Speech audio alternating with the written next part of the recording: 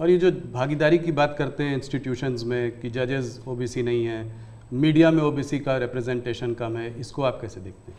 अब मुझे बताइए, जो 2014 में हम आए, हमने ऐसी कोई नीति बनाई है क्या जो जिसके कारण किसी को रुकावट हो जाए?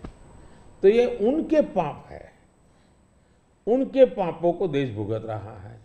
अगर उन्होंने सच्चे अर्थ में सेकुलरिज्म किया होता, सच्चे अर्थ में सामाजिक न्याय किया होता, वोट बैंक की राजनीति न की होती, तो ये उनको आज इस प्रकार से झूठे कागजों को लेकर के घूमना नहीं पड़ता।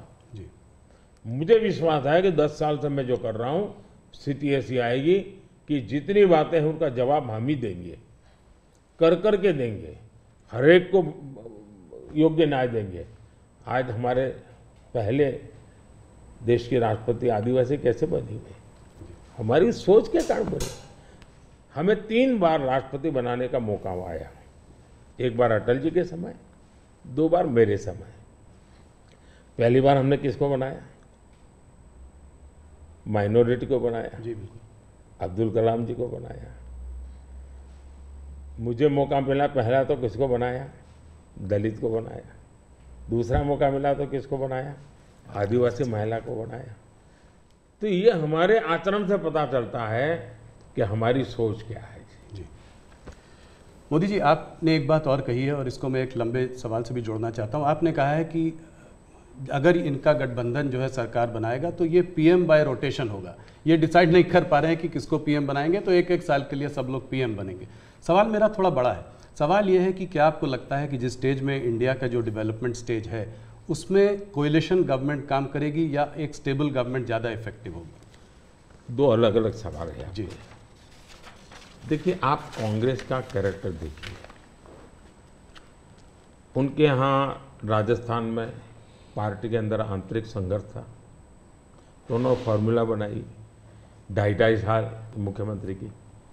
2.5 साल एक मुख्यमंत्री रहेंगे, 2.5 साल दूसरे ये राजस्थान में फॉर्मूला बनाई थी, नॉन फॉर्मूला है। छत्तीसगढ़ में ऐसा उनकी पार्टी के भीतर झगड़ा हुआ तो वहाँ भी उन्होंने फॉर्मूला बनाई कि 2.5 साल एक, 2.5 साल दूसरा, और उन्होंने मामला संभाल करके गाड़ी चलाई।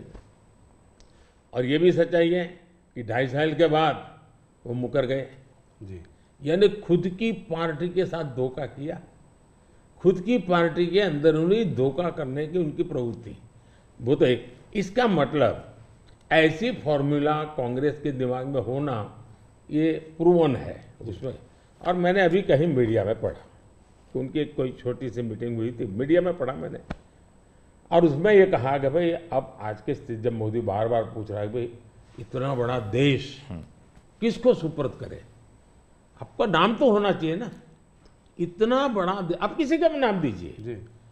कोई तो नाम देना पड़ेगा ना। अरे क्रिकेट की टीम होती है वो भी कैप्टन बताती है, कबड्डी की टीम होती है वो भी कैप्टन बताती है। भाई आप बता नहीं रहे हो कि इतना बड़ा देश दे किसको? और तब जाकर फिर उन्होंने कोई ऐसे फॉर्मूला बनाई है कि भाई 1 ईयर 1 पीएम फॉर्मूला। अब एक पीएम 1 साल रहेगा तो आएगा, पूरी नई सरकार बनाएगा, कैबिनेट बनाएगा, तो फिर शपथ समारोह चलते रहेंगे 5 साल, और क्या होगा जी? और देश संकट समारोह में उलझता रहेगा, वो शपथ समारोह में उलझते रहेंगे। अब कोई देश ऐसे चल सकता है? इतना बड़ा देश जी। देश ने 30 साल तक अस्थिरता देखी है, मिलीजुली सरकारों का दौर देखा है। आज दुनिया में भारत के प्रति विश्वास बढ़ा है। उसका कारण भारत के 140 करोड़ लोगों ने एक स्थिर, मजबूत, स्पष्ट बहुमत वाली सरकार बनाई। तो कोई भी भरोसा करेगा भाई हाँ जी। इस सरकार के पास मैंडेट है। मिलीजुली सरकार पर कोई भरोसा ही नहीं करता है। और इतना बड़ा देश ऐसे थोड़ा चल सकता है। लेकिन आज देश की राजनीति ऐसी है कि कोई एक पार्टी कितने ही बहुमत से क्यों न जीते, उसने रीजनल एस्पिरेशंस को ऑनर करना ही होगा। और इसलिए हमें पूर्ण बहुमत मिला, फिर भी हम सरकार एनडीए की बनाते हैं, एनडीए के साथियों को लेकर के बनाते, क्योंकि एक पार्टी को पूर्ण बहुमत मिलने के बाद भी देश के राजनीतिक उज्जवल भविष्य के लिए, देश के लोगों के एस्पिरेशंस के लिए, रीजनल एस्पिरेशंस को उतना ही रिस्पेक्ट देना चाहिए, उतना ही हिस्सा देना चाहिए। और ये कैरेक्टर एनडीए ने डेवलप किया है, भारतीय जनता पार्टी ने करके दिखाया है। आपने रीजनल एस्पिरेशंस की बात की तो उसकी बात हम लोग करेंगे। एक सवाल और जिससे पहले कि उस पर आते हैं, ऑपोजिशन की सारी पार्टीज, राहुल गांधी, कांग्रेस, सब ये कहते हैं कि मोदी जी ये जो है मैच फिक्सिंग कर रहे हैं इस चुनाव पर। उन्होंने कहा है कि ईडी, सीबीआई और ईवीएम के बिना आप चुनाव नहीं जीत सकते। क्या कहेंगे आप? ईवीएम का जवाब तो देश की सुप्रीम कोर्ट ने दे दिया है, और 2014 में इनके पास ईडी थी, इनके पास सीबीआई थी, तो हार क्यों गए भाई? मेरे होम मिनिस्टर तक को जेल में डाल दिया था, तो हार क्यों गए वो? अगर ईडी सीबीआई से चुनाव जीते जाते तो ईडी सीबीआई का काम तो इतने सालों तक कांग्रेस ने किया है, वो जीत जाते हैं जी। और इतना बड़ा देश, एक म्यूनसिपैलिटी का चुनाव फिक्स नहीं कर सकते हो भाई, जरा करके देखो। ये संभव होता है क्या फिक्सिंग? क्या क्या दुनिया को मूर्ख बना।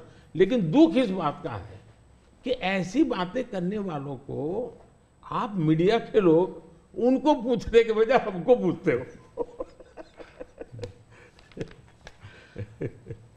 मोदी जी थोड़ा सा लेकिन इसमें एक बात चौकस है जी, मैं मानता हूं पिछले कई दिनों से इंडिया अलायंस के लोग इतने निराश हो चुके, इतने निराश हो चुके हैं कि अभी उनको बहाने ढूंढना बहुत जरूरी बन गया है, क्योंकि पराजय के बाद भी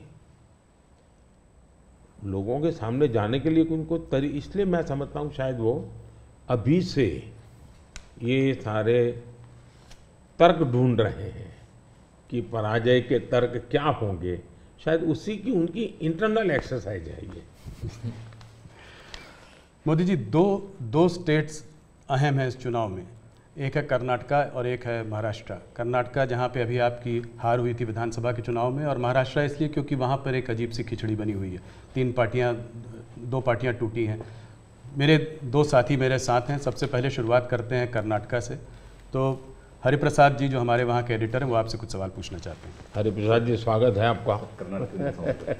ಕರ್ನಾಟಕದಲ್ಲಿ ನೇಹಾ ಹಿರೇಮಠ್ ಮರ್ಡರ್ ಕೇಸ್ ಬಹಳ ಚರ್ಚೆ ಆಗ್ತಾ ಇದೆ.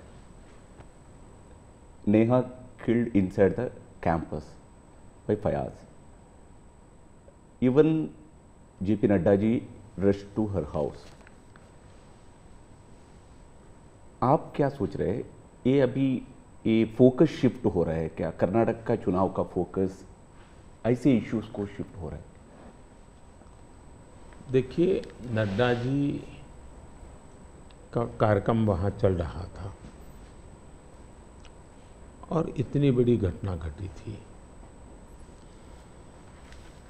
और ऐसी चीज़ों में हमें वो किस दल के थे, वो कांग्रेस के थे, उसकी बेटी की हत्या हो गई तो हमारा क्या, ये हमारे संस्कार नहीं है, न ही हमारी सोच है, और एक मानवीय संवेदना का विषय है।